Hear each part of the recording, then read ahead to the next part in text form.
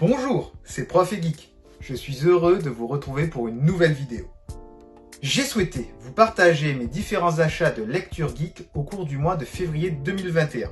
Si cela vous plaît, j'essaierai de vous faire une vidéo de présentation tous les mois.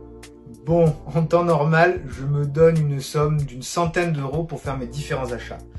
Vous allez voir qu'avec les vacances, les diverses occasions, j'ai un peu craqué et j'ai complètement dépassé mon budget. Si ma femme voit cette vidéo, je vais passer un mauvais moment juste après, mais bon, c'est pas grave.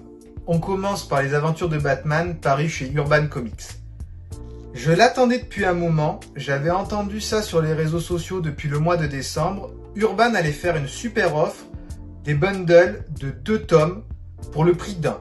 Je me suis renseigné très rapidement chez mon comic shop et c'est même moi qui lui ai appris qu'il y allait avoir cette offre. Je lui ai réservé de suite les différents tomes qui m'intéressaient. Il y avait 5 offres proposées par Urban, les 2 premiers tomes de Batman New 52, les 2 premiers tomes de Batman Rebirth, les 2 premiers tomes de Batman Metal, les 2 premiers tomes de Batman Detective et les 2 premiers tomes de Batman Detective Comics. Il s'avère que sur ces 5 séries, j'en avais déjà 3. Donc c'était l'occasion de commencer les 2 autres. Donc j'ai de suite sauté sur l'occasion pour prendre Batman Detective. J'ai entendu beaucoup de bien de cette série. Elle est actuellement en 4 tomes. Le 5e tome sort au mois d'avril. Le scénario est de Peter Tomasi. Il paraît qu'elle est vraiment bien. J'ai pas encore eu le temps de la commencer. Vous voyez que c'est encore sous le plastique, hein. Les 2 tomes sont là. Pour seulement 16 €. 2 tomes pour 16 €. Même si l'histoire est pas bien, en fait, ça vaut vraiment le coup. C'est pour ça également que j'ai pris Batman Detective Comics. J'ai entendu beaucoup moins de bonnes critiques sur cette série. Par contre, elle est terminée, elle est en 7 tomes. Et j'étais un peu curieux. Là, nous avons affaire aux différents personnages qui sont apparus dans la période Rebirth. Et sur cette couverture, il y a Gueule d'Argile. Gueule d'Argile du côté des héros. Je vous avoue que ça m'intrigue un peu. J'ai le souvenir de Gueule d'Argile, du personnage dans la série des années 90. Et c'était un méchant qu'on voyait passer dans quelques épisodes. C'est vrai que moi j'étais enfant, il faisait un peu flipper. Et là du coup je suis assez curieux de voir comment est sa rédemption. Donc on verra si c'est bien. Et au pire c'est que 7 tomes et que ceux-là m'ont coûté 18 €. Donc c'est pas un grand gâchis. On continue avec Batman Judge Dredd. Alors, j'ai absolument voulu acheter ce tome-là puisque j'ai commencé la série Judge Dredd il y a peu de temps, au mois de janvier, donc vous ne verrez pas les tomes dans cette vidéo-là. C'est un personnage que j'ai redécouvert il y a peu, puisque en fait j'ai essayé d'interpréter dans un jeu de rôle un personnage un peu similaire, basé sur Judge Dredd, donc j'avais revu les 2 films, celui avec Stallone, bon, qui fait beaucoup rire maintenant, qui est un peu nanar, et Dredd, le dernier, avec Karl Urban, qui était vraiment bien. Ça aurait été bien qu'il y ait une suite. Pour l'instant, c'est pas dans les tuyaux.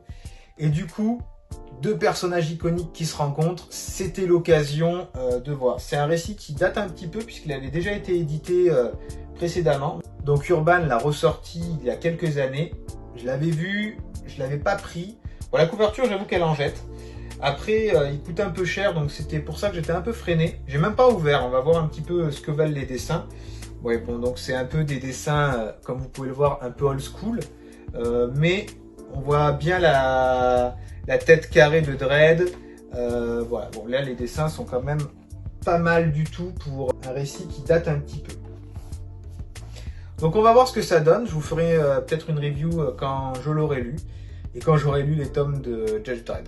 Passons maintenant aux anthologies et là je suis très content. Parce que ça fait un moment que je le cherchais. Lors de mes vacances, il s'avère que quelqu'un vendait cette anthologie sur place. Elle coûte un peu cher. Et du coup, j'ai profité de l'occasion pour éviter de payer des frais de port. Parce que ça aurait coûté un petit peu. J'ai trouvé Superman 80 ans. L'anthologie sortie par Urban a seulement 1000 exemplaires. En super état d'occasion. Bon, il est un petit peu rayé à quelques endroits. Mais la personne qui l'avait avant l'a bien conservé. Voilà. Ce tome-là valait 80 € à la sortie et j'avais dit non, parce que 80 € c'est trop cher. Et maintenant, on ne le trouve pas à moins de 100 €. 100 € c'est le moins cher, je l'ai vu jusqu'à 180 €, parce que certains le gardaient sous blister. Bon bref, le jeu des spéculateurs. Je ferai une vidéo sur ça une autre fois, mais il faut vraiment faire attention. Là, c'était un peu cher, mais j'ai pu quand même bénéficier d'un prix pas cher pour le marché actuel, malheureusement. Et plus cher que les 80 d'origine, mais bon. Voilà, je suis très content de l'avoir. Ça va être l'occasion de découvrir un peu Superman. C'est pas un perso que j'apprécie beaucoup. Certes, il est très très fort, c'est un dieu parmi les hommes. Mais c'en est même ridicule, il a tellement de pouvoir, tellement peu de faiblesse à part mourir contre un caillou que voilà, c'est pas mon personnage préféré, j'aime pas trop son côté boy scout. C'est aussi pour ça que je déteste Captain America, parce que c'est l'identique à part les pouvoirs qui sont différents, mais c'est les deux mêmes personnages. Voilà, j'ai un peu de mal avec ces persos. Mais voilà, je vais faire un effort, c'est quand même un personnage emblématique, hein. Ça a été la tête de gondole de chez DC Comics pendant très longtemps. Maintenant c'est Batman, hein, malgré le désarroi de certains. Voilà, donc ça va être l'occasion de voir un peu ça. J'avais un petit peu peur puisqu'il y a quand même la mort de Superman, qui est ce petit comics là, alors que la mort de Superman c'est deux gros bouquins épais comme ça, normalement. Donc je suis un peu curieux de voir ce qu'ils ont mis dedans. Après, 80 € pour 2 livres de cette épaisseur là, c'est très cher. Urban ne l'a plus fait, puisque d'ailleurs les 80 ans de Batman, les 80 ans du Joker, les 80 ans de Wonder Woman n'étaient pas du tout à ce prix, et c'est tant mieux. Enfin bref, c'est une pièce de collection, je suis content de l'avoir. J'ai entendu beaucoup de bien là aussi, on verra ça. Toujours dans les anthologies, Wonder Woman Anthologie. Alors, c'est pas la même collection que les 80 ans de Superman, c'était la collection précédente, où il y a 10 tomes actuellement, j'en avais 8. Wonder Woman était un des tomes qui me manque, donc je suis content de compléter ma collection avec des récits de divers âges, vous voyez, un petit peu plutôt old school, on va dire, et sûrement un poil plus récent, donc un style un peu plus cartoon ici. Voilà. Après, voilà, c'est des styles, faut aimer le un peu plus vieux. Moi, ça me fait pas forcément peur si c'est bon en fait. C'est sûr que je préfère les nouveaux dessins qui sont magnifiques, avec de l'ancrage qui a été bien fait, des couleurs qui ont été bien faites. Maintenant, c'est beaucoup fait par ordinateur ou par tablette. Mais bon, il y a quand même encore des récits qui sont un peu vieux, des dessins pas terribles, mais qui restent quand même très très bons. Là, je sors des anthologies, mais je pense à Watchmen. Watchmen, le dessin est un peu vieilli par rapport à Batman Détective que je vous ai montré tout à l'heure. Mais Watchmen, malgré sa touche, ça reste quand même le meilleur comics du monde. Donc voilà, j'en ai pas peur. Donc Wonder Woman, elle fait partie de la collection. Je suis content de l'accueillir. Et le dernier tome de cette collection qui me manquait, sur le patron, Jack Kirby. Celui qui a révolutionné les comics comme Alan Moore, comme Stan Lee, comme d'autres. Voilà. Il a créé beaucoup de personnages chez DC que je suis curieux de découvrir.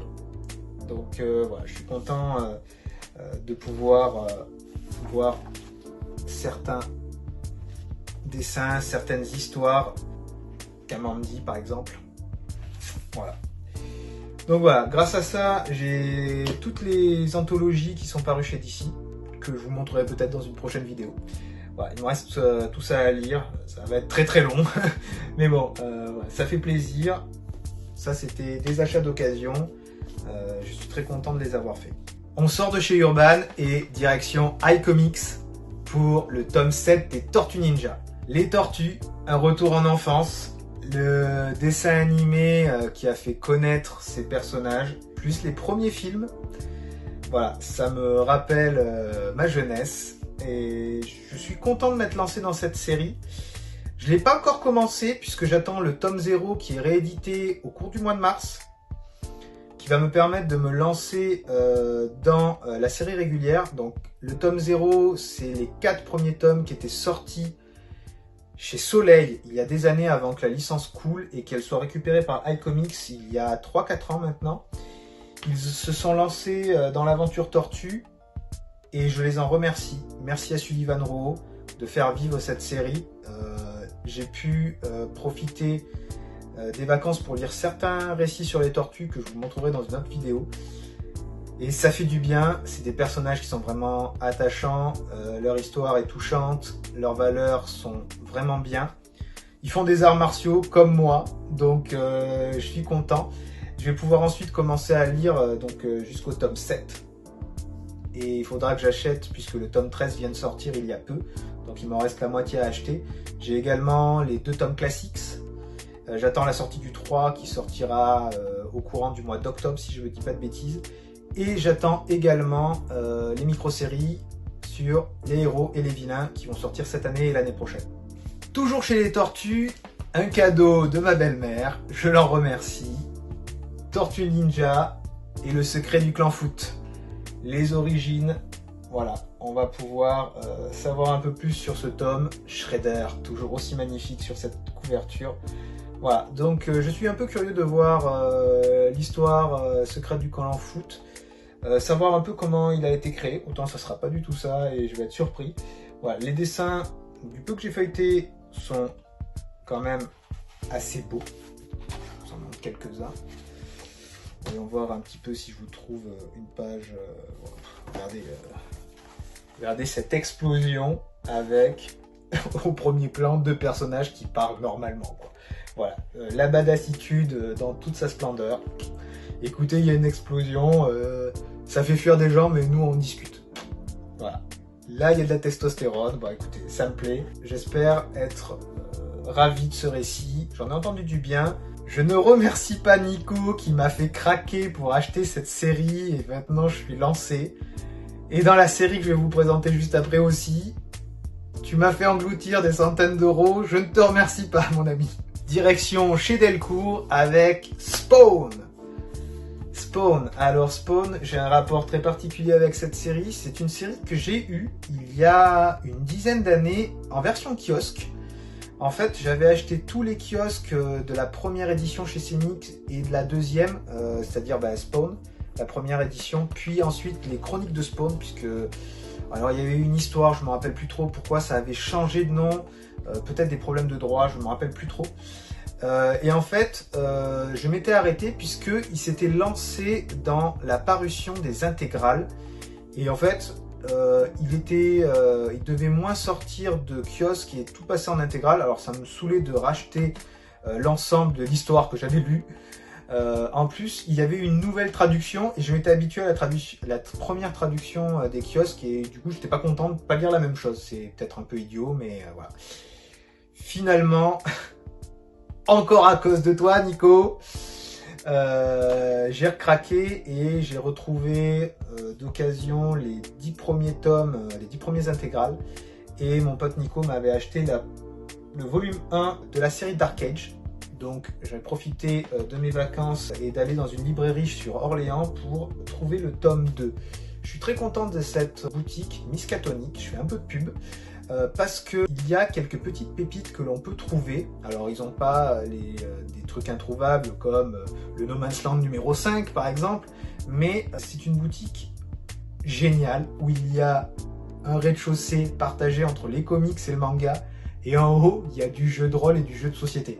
Je pourrais vivre dans leur boutique. Du coup j'en ai profité pour acheter le Spawn qui me manquait et d'autres tomes Spawn, dont certains un peu difficiles à trouver. Je suis assez content de les avoir. Spawn Witchblade, justement, que j'ai acheté dans cette boutique. Donc la rencontre entre Spawn et l'univers de Witchblade, qui sont 2 séries parues chez le même éditeur aux États-Unis. Donc le label co-créé par McFarlane, le papa de Spawn. Si je dis pas de bêtises, c'est Image Comics. Bon, n'hésitez pas à me dire si je me suis trompé, hein, je corrigerai. Voilà, et c'est la rencontre de 2 univers. Donc je connaissais Witchblade que de nom. Je sais que cet univers a été également mêlé à The Darkness. Il n'y a pas eu de lien entre The Darkness et Spawn pour l'instant, peut-être un jour. Je pense pas que ça soit au goût du jour puisque McFarlane veut lancer un univers étendu de Spawn et faire un nouveau film qu'on attend depuis des années. Donc on va voir un peu ce que ça donne. Donc là, pareil, c'est toujours Medieval Spawn, donc en lien avec un peu le Spawn Dark Age que je vous ai montré précédemment. Donc on verra ce que ça donne. Une pièce un peu dure à trouver que j'ai réussi à acheter. Spawn, les architectes de la peur, en super état. Alors, rien que le Spawn à l'arrière, il claque, quoi. Voilà, donc la couverture est juste démentielle, créée là aussi écrit par McFarlane. Regardez un petit peu ce travail de dingue qui a été fait. Voilà les couleurs qu'il y a, le dessin est magnifique. Je vais essayer de vous montrer d'autres planches. Voilà, là on a des tons un peu plus verts, voilà, un peu plus sombre, un peu plus vert, vous voyez, c'est quand même assez intéressant. Je suis curieux de voir un petit peu ce tome-là. Alors le seul regret que j'ai, c'est la taille. Regardez la taille par rapport à un classique de chez Delcourt. C'est énorme. C'est limite du franco-belge. Un peu déçu parce que ça va pas rentrer très bien dans ma collection. En plus, ça va dépasser, donc je pense que je vais devoir le mettre comme ça. Bref, ça c'est un peu la déception. Ils font, je sais que maintenant, alors bon, celui-là est un peu plus vieux, mais je sais que maintenant, beaucoup d'éditeurs, Glénat, Urban, commencent à sortir des tomes plus grands. Alors ça va être difficile à caser dans les différentes bibliothèques. Et comparé aux autres comics qui sont pas de la même taille, je trouve ça un peu décevant. Moi j'aime bien quand tout est carré. Voilà, là c'est un peu la déception. Mais bon, si l'histoire est bien, je passerai sur ce détail, bien évidemment. Le dernier comic Spawn que j'ai récupéré ce mois-ci est Spawn Wildcats. Alors celui-là, je ne l'ai pas acheté, c'est mon copain Nico qui me l'a offert, qui me l'a trouvé. Je leur remercie vraiment, parce qu'il est vraiment difficile à trouver, sans spéculation. Il tourne facilement autour des 80 € pour un petit tome de quelques centaines, 200 pages. C'est vraiment excessif. Je vais bientôt le lire, je pense, parce que il a été écrit par Alan Moore. Oui, Alan Moore a fait du Spawn, le meilleur écrivain de comics du monde a fait du Spawn. Je suis heureux de l'avoir et curieux de lire ce qu'il a pu nous pondre dans l'univers de Spawn. Wildcats, c'est une série que je connais beaucoup moins, je connais de nom. Je sais quelques héros qui ont pu apparaître dans les comics. Alors, je n'ai pas les noms, mais voilà, celui-ci, par exemple, j'avais déjà vu sa tête quelque part, je ne saurais pas vous dire quand. Et même, j'avais au début pensé à la base, ça c'était il y a très longtemps avant de connaître un peu mieux les comics, que c'était un personnage qui ressemblait à Deadpool. C'est vrai que le masque ressemble un petit peu, alors en version déchirée, là on voit les cheveux, etc. Mais je trouvais que les yeux blancs, le fond rouge, entouré noir, ça faisait un peu Deadpool. Bon, ça fait aussi Spawn, hein, vous me direz, mais avec les deux flingues qui tirent à tout va, j'avais vraiment l'impression de voir Deadpool. On va voir ce que ça donne. Ça me permet de compléter mes hors-séries de Spawn. Il ne doit pas m'en manquer beaucoup. Il m'en manque un de sang et d'ombre. Et le Simoni qui est sorti, mais chez Semic. Et j'avoue que moi, je n'achète que chez Delcourt. Donc Delcourt, si vous regardez la vidéo, s'il vous plaît, ressortez les autres hors-séries. Merci beaucoup. N'hésitez pas à faire aussi des rééditions de certains hors-séries qui sont abusés. Il y a aussi l'exemple du comics Violator, toujours dans la série Spawn, qui est minimum à 80 balles, quoi. 80 €. Moi, j'ai eu une chance énorme de le trouver à 5 €. Je regarde sur le bon coin, il y a quelqu'un qui le vendait 5 €, j'ai payé direct. Il avait mis 10 minutes avant, j'ai pas cherché à comprendre. S'il vous plaît, ressortez-nous encore faites des rééditions, ça trouvera sûrement preneur. Ça va être compliqué à mon avis, vu que déjà les intégrales sortent lentement, alors faire des rééditions, des hors-séries, pas sûr que ce soit l'ordre du jour, mais bon, l'espoir fait vivre, donc j'espère. Passons maintenant au manga, et ma série coup de cœur, Hajime no Ippo, saison 6, tome 6. Ippo, c'est un de mes mangas préférés, j'ai les 6 saisons, c'est le 115e tome. Je remercie Kurokawa d'être aussi fidèle à ses lecteurs pour les sortir, parce que je suis pas certain que tous ceux qui ont commencé ont poursuivi jusqu'à la saison 6. J'avais d'ailleurs arrêté, moi aussi, je m'étais arrêté à la saison 3 pendant un moment. J'avais coupé vers le tome 6 ou 7, je crois. Et finalement, en les relisant, je m'étais dit, il faut que je continue cette histoire, elle est vraiment bien. C'est simple, dès que je lis Ippo, j'ai envie d'aller boxer, j'ai envie de me mettre à la boxe. C'est pas mon sport, je l'avais tenté il y a quelques années, il y a pas mal de temps, de me mettre à la boxe, c'est pas pour moi. Ce manga me fait aimer la boxe, me donne envie de faire de la boxe. Quand quelque chose que vous lisez, que vous regardez vous donne envie de faire cette chose-là, c'est que ça a réussi son but et que c'est très très bon.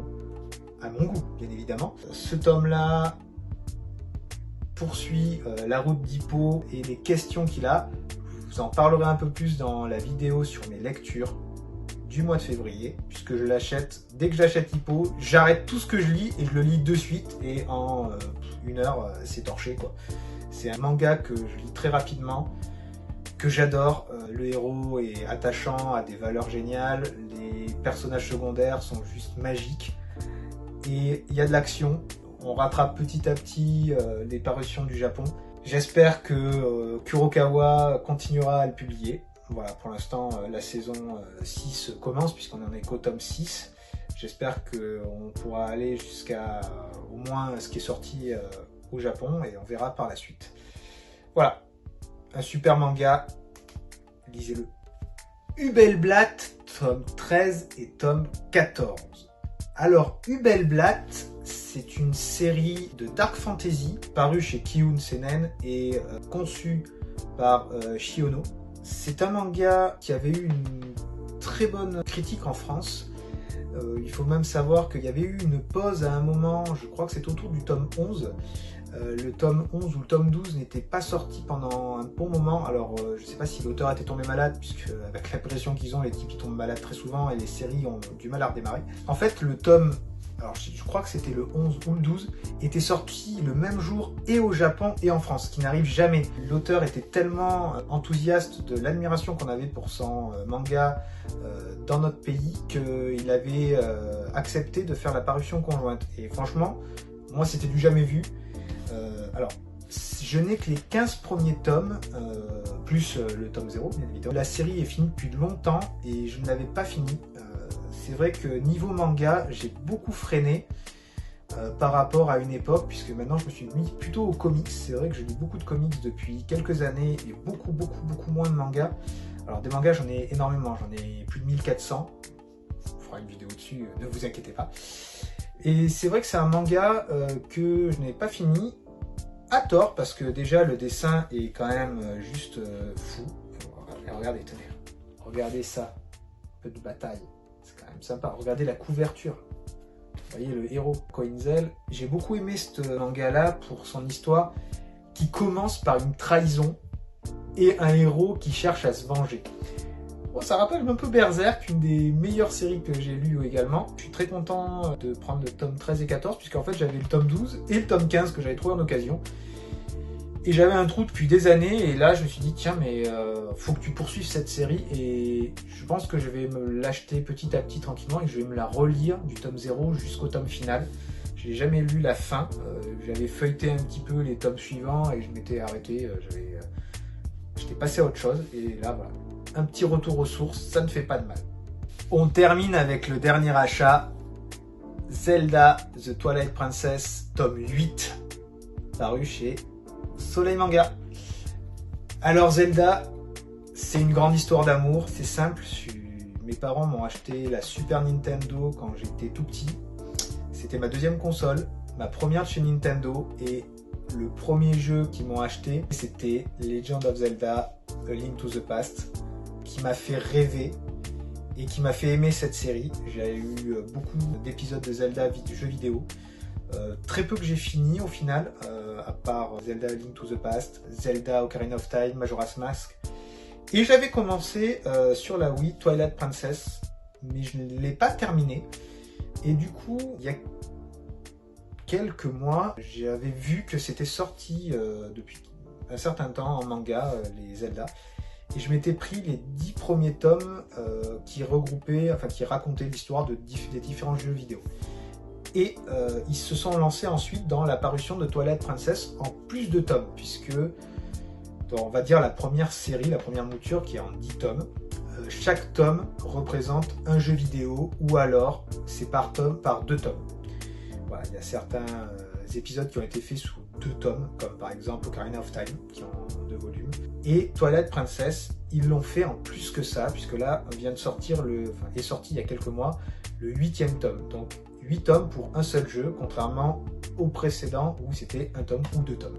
L'histoire est vraiment bien. J'avais commencé, ça me rappelle certains passages que j'avais fait dans l'histoire. C'est vraiment bien raconté. Les dessins sont assez cool également. Bon, je vous en montre quelques-uns. Voilà, Link est vraiment très attachant. On peut voir dans la série un peu ses doutes, ses valeurs. On le voit grandir pas physiquement, mais dans le sens mûrir, devenir un peu plus adulte. Regardez cette planche, quoi. Regardez là, ici, le regard qu'il a, Link, la posture. Voilà, ça rappelle l'un des meilleurs épisodes de Zelda Ocarina of Time. Voilà, mais voilà, j'étais très content, ça m'a permis de me lancer dans la série, puisque je ne l'avais pas lu encore. J'attendais d'avoir un peu tous les tomes. C'est vrai que j'ai cette tendance à vouloir acheter tout d'un coup pour tout lire d'un coup, et parce que j'ai peur d'oublier certains détails. Voilà, donc là, j'ai lu les 8 tomes, ça sera dans une prochaine vidéo pour vous raconter tout ça. Cette vidéo touche à sa fin.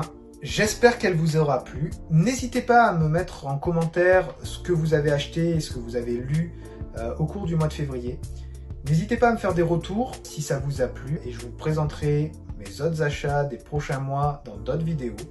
Je compte également faire une vidéo sur mes différentes lectures. Je vous prépare ça. C'était Prof et Geek. J'étais content de faire un petit bout de chemin avec vous dans ce monde merveilleux qu'est l'univers geek. À une prochaine fois pour une nouvelle vidéo.